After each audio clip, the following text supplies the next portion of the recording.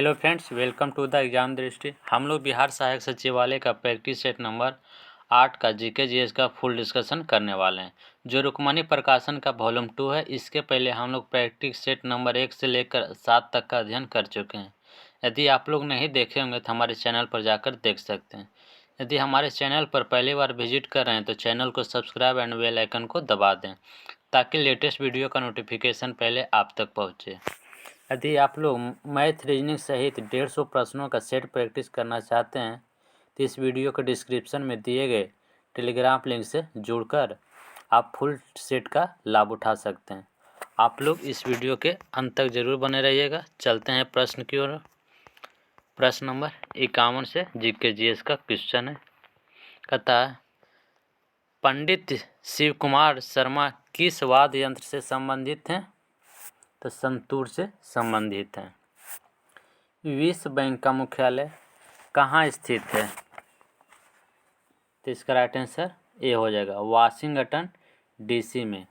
और वर्तमान में विश्व बैंक में 189 सदस्य देश हैं। नेक्स्ट क्वेश्चन, पारुपल्ली कश्यप निम्नलिखित में से किस खेल से संबंधित हैं? तो बैडमिंटन से संबंधित हैं। विश्व में सबसे तेज स्टॉक एक्सचेंज कौन सा है? तो बॉम्बे स्टॉक एक्सचेंज हो जाएगा, जिनका स्थापना 1875 ईस्वी में हुआ था। और बॉम्बे स्टॉक एक्सचेंज एशिया का पहला स्टॉक एक्सचेंज है, ध्यान में रखिएगा। नेक्स्ट क्वेश्चन में कहता है, बेसल सम्मेलन निम्नलिखित में से पर्यावरणीय खतरों में से किससे संबंधित है? तो राइट आंसर बी हो जाएगा। कहता है, खतरनाक अपशिष्ट पदार्थों की सीमा पर स्थानांतरण के लिए नियंत्रण और इन पदार्थों को निपटान से। बेसल सम्मेलन हुआ था जो इसमें विकसित देशों से विकासशील देशों व कम विकसित देशों के मध्य होने वाला खतरनाक अपशिष्ट के स्थानांतरण पर रोक लगाता है। बेसल सम्मेलन 5 मई 1989 को स्वीकृति हुआ था और लागू कब हुआ था? तो 5 मई 1992 को, जो कि ध्यान में रखिएगा। और भारत बेसल सम्मेलन को 1990 में हस्ताक्षर कर दिया और 22 सितंबर 1992 से भारत में बेसल नियम लागू हो गया। कहता, निम्नलिखित में से किस शहर में सूती कपड़ा उद्योग मौजूद नहीं है? तो गुरुग्राम में नहीं है। नेक्स्ट क्वेश्चन, तो भारतीय संविधान का अनुच्छेद 371 के निम्नलिखित में से किसके बारे में है? तो इसका राइट आंसर 1 हो जाएगा। तो नागालैंड राज्य के संबंध में विशेष उपबंध के बारे में अनुच्छेद 171 के में वर्णन किया गया है। क्वेश्चन नंबर 58, कहता, किस सिख गुरु ने गुरुमुखी लिपि का विचार दिया था? इसका राइट आंसर ए हो जाएगा, गुरु अंगद देव, जो सिख गुरु के दूसरे गुरु हैं। इन्हीं के द्वारा गुरुमुखी लिपि का विचार दिया गया था। निम्नलिखित में से कौन सा प्रधानता की तालिका में सर्वोच्च स्थान रखता है? तो पूर्व राष्ट्रपति हो जाएगा। नेक्स्ट क्वेश्चन, मदर टेरेसा को किस वर्ष में भारत रत्न पुरस्कार से सम्मानित किया गया है? तो 1980 ईस्वी में दिया गया था। और भारत रत्न है जो भारत का सर्वोच्च नागरिक सम्मान है, जो 1954 से प्रारंभ हुआ था। जब प्रकाश जल से ओलिव ऑयल में गुजरती है तो किरण क्या होगा? तो अभिलंब की ओर मुड़ेगी। ध्यान में रखिएगा, जब प्रकाश विरल माध्यम से सघन में माध्यम में प्रवेश करती है तो किरण अभिलंब की ओर मुड़ती है, और जब प्रकाश सघन माध्यम से विरल माध्यम की ओर जाता है तो प्रकाश अभिलंब से दूर हटती है। तो जल से ओलिव ऑयल में जा रहा है, यानी कि विरल से सघन में जा रहा है, तो अभिलंब की ओर प्रकाश मुड़ जाएगा। बर्फ क्यूबों को लकड़ी का बुरादा से ढका जाता है, क्योंकि कि लकड़ी का बुरादा के साथ इसमें फंसी हुई वायु के साथ एक ऊष्मा कुचालक की तरह व्यवहार करता है तथा ऊष्मा को बाहर निकलने से रोकता है तथा बर्फ को पिघलने से रोकता है। इसलिए इसका राइट आंसर सी हो जाएगा। पाचन के दौरान मुक्त गैस्ट्रिक रस का पीएच मान होता है तो 7 से कम यानी कि अम्लीय होता है। तथा निम्न सम इलेक्ट्रॉनिक श्रेणी पर विचार करें। पोटेशियम प्लस, सल्फर -2, क्लोरीन और कैल्शियम +2 की त्रिज्या का घटता हुआ क्रम में सजाना है तो इसका राइट आंसर ए हो जाएगा। छोटी माता अथवा स्मॉल पॉक्स उत्पन्न होता है तो विषाणु के द्वारा। तब विश्राम की अवस्था में एक व्यक्ति की सामान्यतः औसत श्वसन दर होती है तो क्या हो जाएगा 12 से 20 बार प्रति मिनट। एक सहसंयोजक बंध किसके मध्य संभव होता है तो इसका राइट आंसर बी हो जाएगा। समान तथा असमान परमाणुओं के मध्य होता है। समान परमाणु हो गया जैसे में H2 के बीच और O2 के बीच, N2 के बीच क्या होता है, ये समान परमाणु है, इनके बीच सहसंयोजक बंध बनता। और असमान परमाणु जैसे हो जाएगा CH4, सोडियम हाइड्रोक्साइड, HCN, ये असमान परमाणु है, इनके बीच भी सहसंयोजक बंधन बनाता है। मृदा बनी होती है तो किसकी होती है तो खनिज, कार्बनिक पदार्थ, वायु और जल की। इसका राइट आंसर ए हो जाएगा। अब मृदा के अध्ययन को किस में किया जाता है तो पेडोलॉजी में किया जाता है। अतः आम्ल वर्षा उन स्थानों पर होती है जहाँ बड़े उद्योग हैं एवं वायुमंडल में SO2 से प्रदूषित है यानी कि राइट आंसर डी हो जाएगा। सरल लोलक एक दोलन पूरा करने में जितना समय लगता है उससे सरल लोलक का क्या कहते हैं तो आवर्तकाल। ऑप्शन नंबर सी राइट हो जाएगा। निम्न में से कौन सा ऑक्साइड उभयधर्मी है तो इसका राइट आंसर बी हो जाएगा, टिन का ऑक्साइड। और इसके अलावा Al2O3 भी उभयधर्मी होता है, जिंक का ऑक्साइड भी उभयधर्मी है और लेड ऑक्साइड भी उभयधर्मी है, ध्यान में रखिएगा। इसके अलावा 3 और है।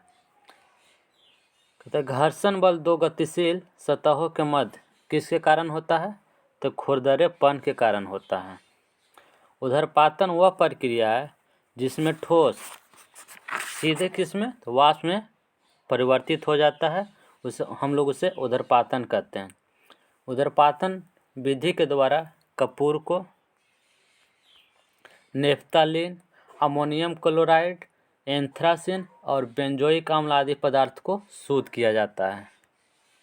कहता पाचक नलिका में पाचन है तो पाचन क्या होता है एक अपूर्ण रूप होता है। एक विद्युत अपघटय होता है, एक द्रव जो विद्युत का चालन करता है उसमें विद्युत अपघटय होता है यानी कि ऑप्शन नंबर ए राइट हो जाएगा। कहता अपमार्जक जल का पृष्ठ तनाव क्या करता है तो कम करता है। ध्वनि का तरातु निर्भर करता है आवृत्ति पर, तीव्रता आयाम पर करता है, ध्यान में रखिएगा। तो एक ऊंट एक घोड़े की तुलना में रेगिस्तान में बहुत आसानी से दौड़ सकता है क्योंकि इसके पैर बड़े होते हैं और सपाट और सुरक्षात्मक पैड से ढके होते हैं जो गर्म रेगिस्तान रेत चलने में मदद करता है यानी कि राइट आंसर सी हो जाएगा। संदूषित जल रोग है तो गैस्ट्रोएंटेराइटिस। गैस्ट्रोएंटेराइटिस के लक्षण है कि दस्त में उल्टी का होना, ऐसे हम लोग पेट फ्लू भी कहते हैं। नेक्स्ट क्वेश्चन कहता पादप की स्वस्थ वृद्धि के लिए सबसे अच्छी मृदा कौन सी होती है तो दोमट मिट्टी। जलोढ़ मिट्टी के संबंध में निम्नलिखित में से कौन सा विकल्प असत्य है यानी कि गलत है तो इसका राइट आंसर डी हो जाएगा। कहता है यह सब्जियां और फल उगाने के लिए उपयुक्त नहीं होता है, बल्कि होता है।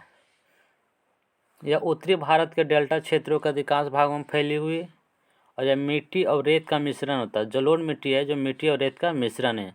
यह पोषक तत्वों से भरपूर होता है। जलोढ़ मिट्टी में पोषक तत्वों का भरपूर होता है और जलोढ़ मिट्टी में गेहूँ, गन्ना, जौ, दालें, तिलहन आदि जो है प्रचुर मात्रा में फसल होते हैं।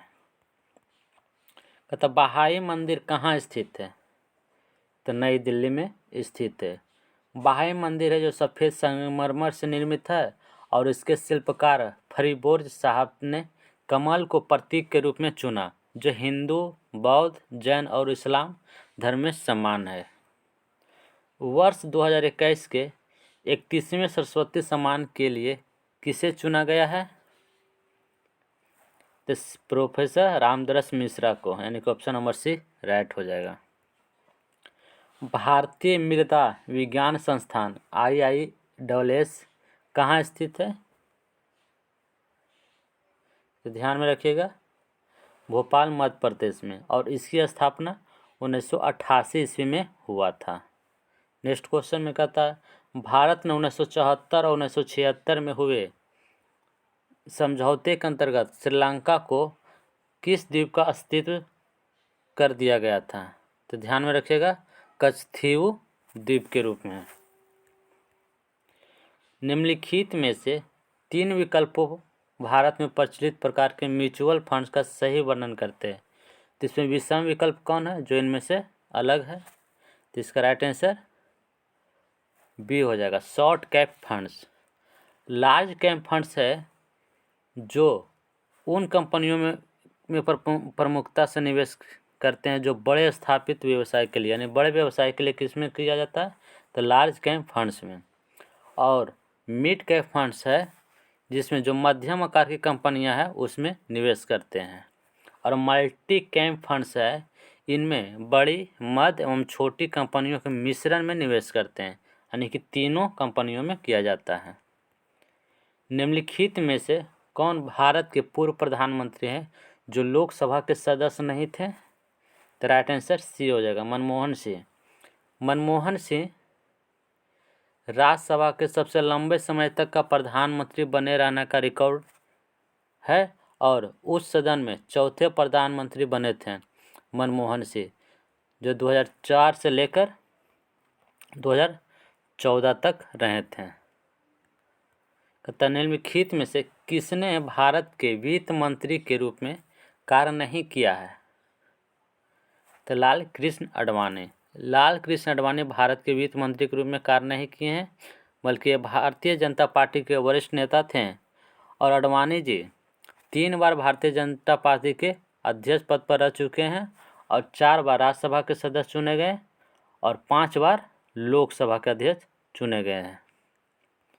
तो निम्नलिखित में से कौन दूसरी बार भारत के प्रधानमंत्री नहीं बने थे? तो इसका राइट आंसर IK गुजराल हो जाएंगे, जो दूसरी बार नहीं चुने गए। बात बाकी इंदिरा गांधी, मनमोहन सिंह, जवाहरलाल नेहरू, इन सब दो बार और 2 से अधिक बार प्रधानमंत्री बन चुके हैं। कहता खालिस्तान का मुख्यालय वियना ऑस्ट्रिया में स्थित है। तो किसका हो जाएगा? पेट्रोलियम निर्यात देशों का संगठन, यानी कि ओपेक का। और ओपेक का स्थापना कब हुआ था? तो 1960 ईस्वी में हुआ था। और वर्तमान में इसमें सदस्य देशों की संख्या कितना है? तो 13 सदस्य देश है। भारतीय राष्ट्रीय ध्वज में सफ़ेद पट्टी के केंद्र में स्थित अशोक चक्र क्या दर्शाता है? तो धर्म को। अलेक्जेंडर रीड और थॉमस मुनरो के शासनकाल के दौरान खालिस्तान की व्यवस्था को धीरे धीरे संपूर्ण दक्षिण भारत में विस्तारित किया गया था।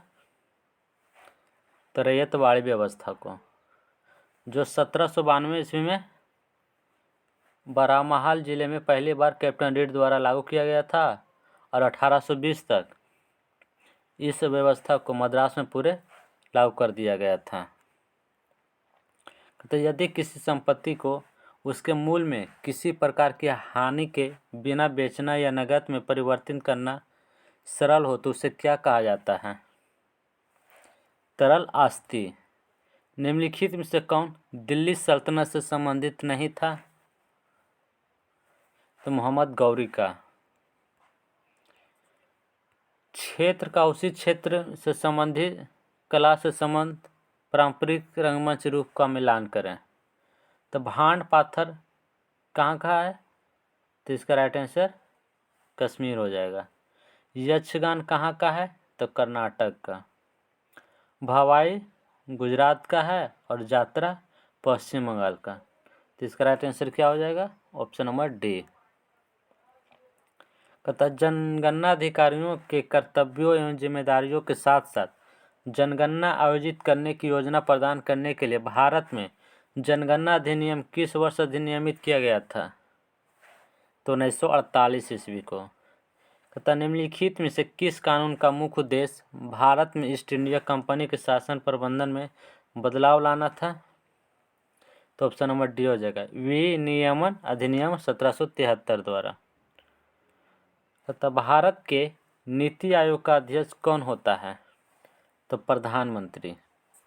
शिमला, तिब्बत और भारत ने शिमला समझौते पर किस वर्ष हस्ताक्षर किए जिसने पूर्वी क्षेत्र में तिब्बत को भारत से अलग करने वाले मैकमोहन रेखा को जन्म दिया था? तो 1914 में।